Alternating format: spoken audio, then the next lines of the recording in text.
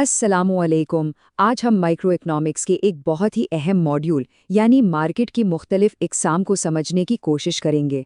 हमारा फोकस इस बात पर होगा कि इन चारों मार्केट स्ट्रक्चर्स को इस तरह समझा जाए कि मल्टीपल चॉइस सवालात वाले इम्तिहान में कोई मुश्किल पेश ना आए। तो देखें, हम इस मौजू को मरहलावार समझेंगे। सबसे पहले कुछ बुनियादी बातों और ख़ास इस्तिलाहात पर बात करेंगे, फिर हम मार्केट के चारों स्ट्रक्चर्स को तफसील से देखेंगे। इसके बाद उनका आपस में मवाजना करेंगे, कुछ प्रैक्टिस सवालात हल करेंगे और आखिर में सबसे अहम नुकात का एक फौरी खुलासा करेंगे ताकि सब कुछ जहन में ताज़ा रहे। ठीक है, तो चलें शुरू करते हैं। किसी भी मौजू को समझने के लिए उसकी ज़बान यानी उसकी जो ख़ास इस्तिलाहात हैं उनको जानना बहुत ज़रूरी होता है।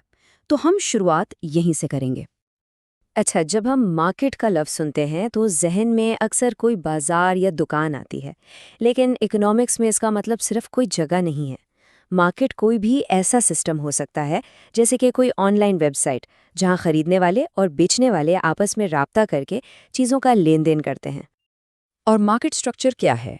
आप इसे किसी भी इंडस्ट्री के लिए खेल के उसूल समझ सकते हैं। यानी इससे ये पता चलता है कि उस फील्ड में कितनी कंपनियां हैं, उनके दरमियान मुकाबला कैसा है और वो जो चीज़ें बेच रही हैं वो एक जैसी हैं या मुख्तलिफ हैं। यही उसूल तय करते हैं कि कंपनियां कैसे काम करेंगी। अब ये असूल सबसे ज़्यादा अहम है। इसे प्रॉफिट मैक्सिमाइजेशन रूल कहते हैं। कोई भी कंपनी अपना मुनाफा सबसे ज़्यादा करने के लिए इस असूल पर चलती है।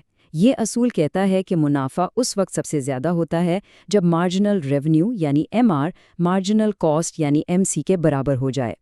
आसान ज़ुबान में ये वो पॉइंट है जहां एक और चीज़ बेचने से मिलने वाली इजाफी आमदनी उस चीज़ को बनाने पर आने वाली इजाफी लागत के बिल्कुल बराबर हो जाती है।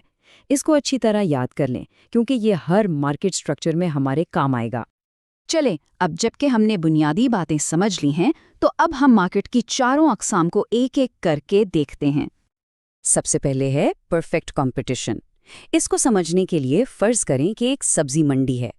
वहाँ बहुत से छोटे छोटे दुकानदार होते हैं, सब एक जैसी सब्जियां बेच रहे हैं और कोई एक दुकानदार अकेले सब्जी की कीमत तब्दील नहीं कर सकता। वो प्राइस टेकर कहलाते हैं, यानी उन्हें मार्केट में जो कीमत चल रही है वही कबूल करनी पड़ती है। इस मार्केट में मुनाफे के लिए कीमत, मार्जिनल कॉस्ट और मार्जिनल रेवेन्यू तीनों बराबर होते हैं। परफेक्ट कंपटीशन का बिल्कुल उल्ट है मोनोपोली। यहाँ सिर्फ एक ही बेचने वाला होता है और उसकी चीज़ का कोई दूसरा मुतबादिल भी नहीं होता, इसलिए इसका कीमत पर मुकम्मल कंट्रोल होता है। यहाँ भी कंपनी पैदावार तो वहीं करती है जहाँ एमआर और एमसी बराबर हों, लेकिन वो कीमत को अपनी लागत से बहुत ज़्यादा रखती है, जिससे उसे बहुत ज़्यादा मुनाफा होता है। अब तीसरी किस्म है मोनोपोलिस्टिक कंपटीशन। ये परफेक्ट कंपटीशन की तरह है क्योंकि इसमें भी बहुत सारी कंपनियां होती हैं, लेकिन यहाँ सबसे बड़ा फ़र्क प्रोडक्ट डिफरेंशिएशन का है। यानी हर कंपनी अपनी चीज़ को दूसरों से थोड़ा मुख्तलिफ दिखाने की कोशिश करती है, चाहे वो फ़र्क असली हो या सिर्फ इश्तिहारों के ज़रिए। जैसे टूथपेस्ट की मिसाल ले लें या पानी की बोतलें, सब हैं तो एक ही चीज़, लेकिन ब्रांडिंग की वजह से मुख्तलिफ लगती हैं। और आखिर में है ओलिगोपोली। यहाँ मार्केट पर चंद बड़ी कंपनियों का राज होता है। इस मार्केट की सबसे खास बात यह है कि कंपनियां एक दूसरे पर बहुत ज़्यादा इन्हिसार करती हैं। उन्हें शतरंज के खिलाड़ियों की तरह सोचना पड़ता है। कोई भी कदम उठाने से पहले ये देखना होता है कि उनका मुखालिफ इस पर क्या रद्द-ए-अमल देगा। अच्छा, तो अब हमने चारों मार्केट स्ट्रक्चर्स को समझ लिया है। अब वक्त है इनका मुवाजना करने का। ये सेक्शन एमसीक्यू इम्तिहानात के लिए बहुत बहुत अहम है क्योंकि यहाँ हम उन चीज़ों पर फोकस करेंगे जहाँ अक्सर कन्फ्यूजन हो जाती है। ये चार्ट देखें, ये चारों मार्केट स्ट्रक्चर्स का एक बेहतरीन खुलासा है। ख़ास तौर पर फर्मों की तादाद और प्रोडक्ट की नोयत वाली लाइंस पर गौर करें। आप साफ देख सकते हैं कि परफेक्ट कंपटीशन में बहुत सी फर्में हैं, जबकि मोनोपोली में सिर्फ एक। इसी तरह बाकी फ़र्क भी वाज़ेह हैं। अब यहाँ एक ऐसी जगह है जहाँ अक्सर लोग गलती करते हैं। परफेक्ट कंपटीशन और मोनोपोलिस्टिक कंपटीशन दोनों में बहुत सारी फर्में होती हैं, तो फिर इनमें फ़र्क कैसे करेंगे? फ़र्क का सबसे अहम नुक्ता इनकी प्रोडक्ट्स हैं। परफेक्ट कंपटीशन में सबकी प्रोडक्ट्स एक जैसी होती हैं, जबकि मोनोपोलिस्टिक कंपटीशन में मुख्तलिफ। और ये रहा एक अहम एमसीक्यू अलर्ट। इम्तिहान में ये सवाल बहुत आम है। हमेशा याद रखें, परफेक्ट और मोनोपोलिस्टिक कंपटीशन के बीच सबसे बड़ा और बुनियादी फर्क प्रोडक्ट डिफरेंशिएशन ही है। एक और बहुत अहम MCQ अलर्ट, प्राइस टेकर और प्राइस मेकर का फर्क समझना लाजमी है। परफेक्ट कंपटीशन में फर्म्स प्राइस टेकर होती हैं, यानी वो बेबस होती हैं और मार्केट की कीमत को कबूल करती हैं। दूसरी तरफ मोनोपोली और ओलिगोपोली में फर्म्स प्राइस मेकर होती हैं, यानी उनके पास कीमत को अपनी मर्जी के मुताबिक तब्दील करने की ताकत होती है। चलें, अब कुछ प्रैक्टिस हो जाए। हम कुछ इम्तिहानी तर्ज के सवालात को देखेंगे और ये समझेंगे कि MCQ के ऑप्शंस का सही तरीके से तज्जिया कैसे किया जाता है।